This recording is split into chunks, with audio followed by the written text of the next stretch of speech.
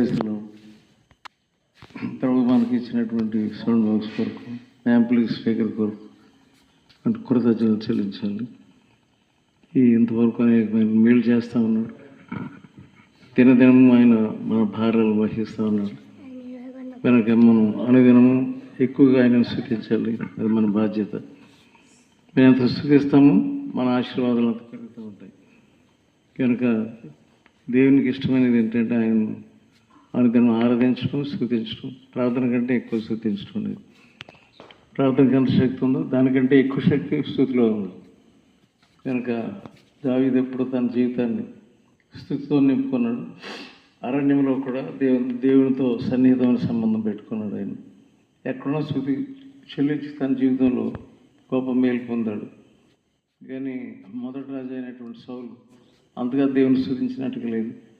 తన హృదయాన్ని పాడు చేసుకుని అసూయతోనూ, కోపంతోనూ, వ్యసనంతో నింపుకున్నాడు. అందుకని సౌలుకి అంత ఇష్టడుగా లేడు దేవునికి. దావీదైతే అనునిత్యం స్తుతిస్తా మరి దేవుని మేలు జ్ఞాపం చేసుకుంటూ మరి ఉన్నతమైన మెట్లకు ఎక్కలేడు. దేవుని యొక్క మనసును కనుక్కోగలిగాడు. దేవుని మనసులోనికి దూరగలిగినాడు. దేవుని మనసును సంపాదించుకోగలిగాడు. కనుక దావీదు వలె మనం యేసుప్రభు ఎట్లాగా దావీదు సింహాసనాన్ని ఏర్పాటు చేసుకున్నాడు, అట్లాగే మనల్ని కూడా దేవుడు ఆయన సేవలో మన యొక్క స్థానాన్ని దేవుడు ఏర్పాటు చేసుకోగలడు. ఆయనకు సన్నిహితంగా ఉండటమే కాకుండా ఆయన అనునిత్యము స్థుతిస్తాడు. స్థుతి కొరకు పుస్తకం పెట్టుకొని మీ జీవితాల్లో దేవుడు ఏమేమి కార్యాలు చేశాడని రాసుకుంటూ ఉంటే, ఆయన లెక్కిస్తూ ఉంటే మనలో ఉన్నటువంటి చీకటి అంతా పారిపోతుంది. చీకటి పారిపోవడానికి ఇది ఒక మార్గం. ఇది అనేక మంది కుటుంబాల్లో ఎక్కువ చీకటి పని చేస్తూ ఉంటుంది. ఆ చీకటి అంతా కూడా పోవాలంటే ఎక్కువ స్థుతించడం మనం నేర్చుకోవాలి. ప్రతి చిన్నదానికి స్థుతించాలి. ప్రతి కార్యం వరకు ఉదయం నుండి సాయంకాలం వరకు. అలాగే ఘనకార్యాలు కూడా దేవుడు చేస్తాడు. అనేక సార్లు మరణాభాయం నుంచి దేవుడు మనల్ని తప్పిస్తాడు. కానీ ఇవన్నీ పుస్తకం మీద రాసుకుంటే మాటికి బస్ జర్నీలో కానీ, ట్రైన్ జర్నీలో కానీ ఆ స్థుతి పుస్తకం తీసుకుని వెళ్తే అది తిరగేసుకుంటా స్థుతిస్తూ ఉంటే ఇంకా దేవుని దగ్గర మనకు కూడా స్థానం దొరుకుతుంది. ఒక స్థుతుల సింహాసనం ఆయనకి వేస్తే ఆ సింహాసనం మీద ఆయన కూర్చుంటాడు. నా జీవితంలో కూడా ఒకసారి ఉపవాసం ప్రార్థన చేసుకుంటున్నప్పుడు ఆ రోజు ఏం ప్రార్థన లేకుండా కేవలం ఆయన స్థుతించడం, అలాగే నేను చేస్తున్నప్పుడు ఒక స్థుతుల సింహాసనం నేను చూస్తూ ఉన్నాను. దరిదాపు పూటంతా కూడా దేవుని స్థుతించినప్పుడు ఆయన ఆ స్థుతుల సింహాసనం మీద ఆయన ఆసీనుడే.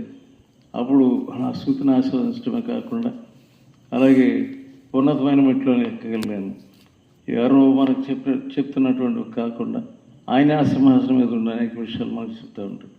కానీ ప్రతి వారు దేవుని స్థుతించడం నేర్చుకున్నాం.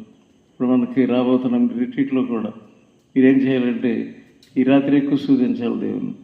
ఇప్పటి వరకు దేవుడు చేసిన మీరు జ్ఞాపం చేసుకోవడం కాకుండా ప్రార్థన ఒక వంతు అయితే స్థుతి కూడా ఒక వంతు.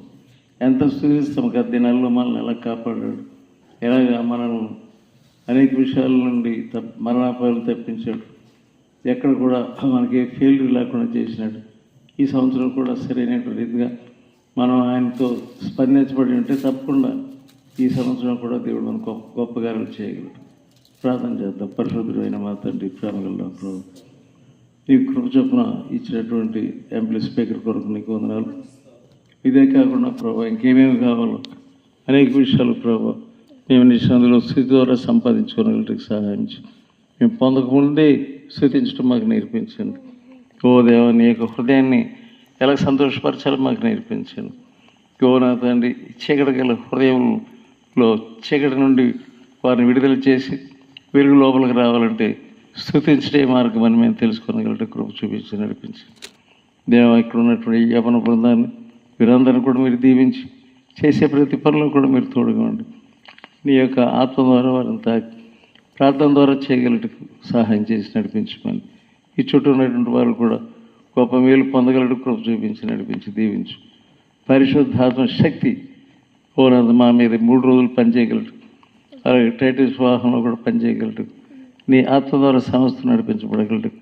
ఎవరెవరైతే దేవుని ఆత్మ లేదో పోరాదని వారందరూ ఇక్కడికి వచ్చినప్పుడు వారు తమ హృదయ పరిస్థితిని తెలుసుకునగలటి వారికి సహాయం చేసి నడిపించి మందిరాన్ని దీవించమని యేసు పరిశుద్ధ నామమున వేడుకొంచున్నాను తండ్రి.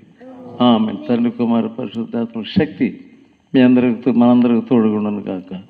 ఆమేన్.